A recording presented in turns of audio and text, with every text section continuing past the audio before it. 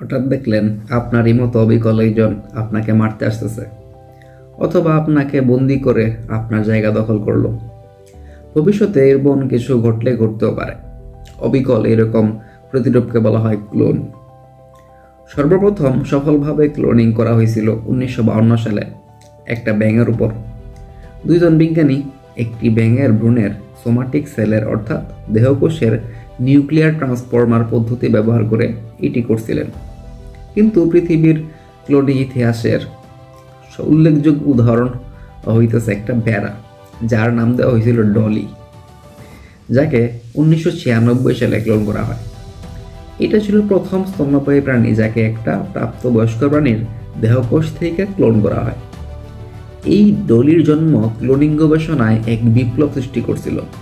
এই ভেড়াটা 2003 সালে মারা যায় যখন তার বয়স মাত্র 6 বছর, যেটা একটা ভেড়ার জন্য তুলনামূলক কম। তার মৃত্যুর কারণ ছিল ফুসফুসের রোগ, কিন্তু বিজ্ঞানীরা মনে করতেন ক্লোনিংয়ের ফলে তার দেহে কিছু জেনেটিক সমস্যা সৃষ্টি হয়, যার কারণে তার বয়স দ্রুত কমে যায় এবং অন্যান্য ভেড়ার তুলনায় তাড়াতাড়ি মারা যায়। যদিও ডলি ভেড়ার ক্লোনিংয়ের ফলে বায়োলজির নতুন দিগন্ত উন্মোচিত হয়েছিল, কিন্তু তার দেহের কিছু নির্দিষ্ট সমস্যা ক্লোনিংয়ের ভবিষ্যৎ সম্ভাবনা নিয়ে সন্দেহ তৈরি করে। তো এখন আমাদের মনে প্রশ্ন আসতেই পারে যে ব্যাঙের ক্লোনিং হইল, ভেড়ার হইল, মানুষের কি হবে না?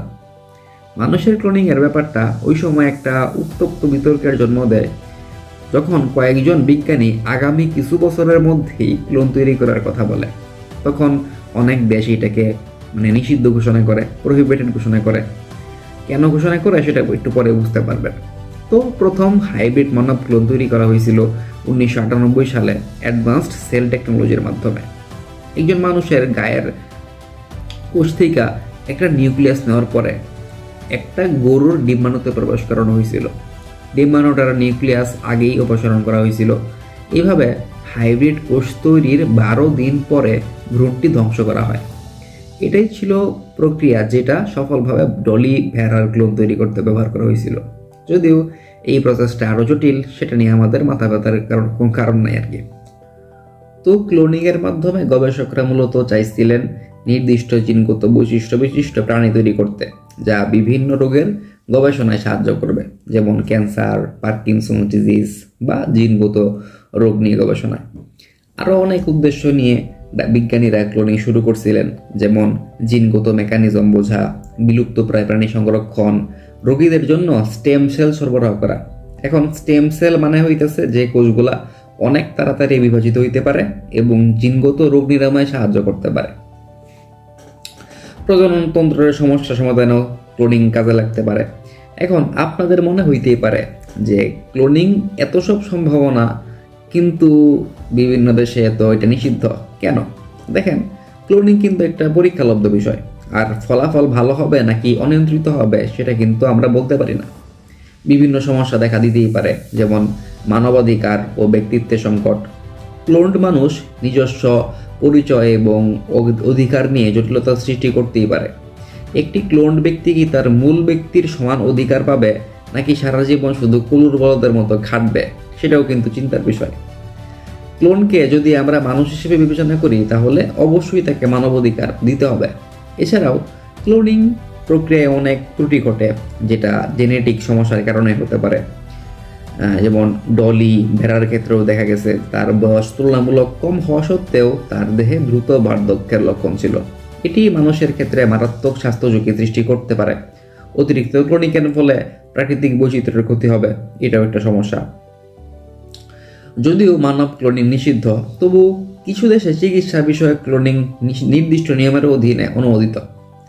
এটি স্টেম সেল গবেষণার জন্য ব্যবহার করা হয়, যেটা নিয়ে বিতর্ক তুলনামূলক কম। এখন আসা যাক মেইন পয়েন্টে, আমাদের ধর্ম কি বলে। ইসলাম ধর্মে ক্লোনিং, বিশেষ করে মানুষের ক্লোনিং সমর্থন করা হয় না, কারণ এটি সৃষ্টিকর্তার সৃষ্টির প্রাকৃতিক নিয়ম এবং ইসলামের মৌলিক মূল্যবোধের সাথে সাংঘর্ষিক।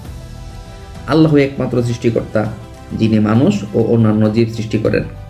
ক্লোনিং প্রক্রিয়া এই প্রাকৃতিক সৃষ্টির প্রক্রিয়ায় মানুষের হস্তক্ষেপ বলে বিবেচিত হয়, যা ইসলামের দৃষ্টিতে অনুচিত। পবিত্র কোরআনে বলা হয়েছে, তিনি সৃষ্টি করেন যা তিনি ইচ্ছা করেন। সূরা আশ-শূরা আয়াত 49। ইসলামে পরিবার ও বংশগত সম্পর্ককে অত্যন্ত গুরুত্ব দেওয়া হয়। ক্লোনিংয়ের মাধ্যমে সৃষ্ট ব্যক্তি প্রাকৃতিকভাবে মা বাবার সম্পর্ক ছাড়া জন্ম নিতে পারে, যা ইসলামে পারিবারিক কাঠামোর অগ্রহণযোগ্য। সন্তান জন্মের ক্ষেত্রে মা বাবার ভূমিকা গুরুত্বপূর্ণ, যা ক্লোনিং প্রক্রিয়ায় উপেক্ষা করা হয়। ইসলাম মানব জীবনকে অত্যন্ত পবিত্র ও মহার্যপূর্ণ মনে করে। ক্লোনিংয়ের মাধ্যমে একটি প্রাকৃতিক ব্যক্তির মতো দেখতে আরেকটি মানব প্রতিরূপ তৈরি করা হলে তার জীবন কি সমান মর্যাদাপূর্ণ হবে? এটি মানবাধিকারের প্রশ্ন তোলে, যা ইসলামে গ্রহণযোগ্য নয়। প্রত্যেক জীবের মৃত্যু, জন্ম এবং জীবনযাত্রা নির্ধারিত একটি প্রাকৃতিক প্রক্রিয়ায় হয়। ক্লোনিং এই প্রাকৃতিক নিয়মকে বদলে দেয়, যা আল্লাহর ইচ্ছার পরিপন্থী। তবে ইসলামে ক্লোনিংয়ের অনুমোদিত কিছু ক্ষেত্র আছে, যেমন থেরাপিউটিক ক্লোনিং, মানে চিকিৎসার উদ্দেশ্যে ক্লোনিং, যেমন স্টেম সেল রিসার্চ।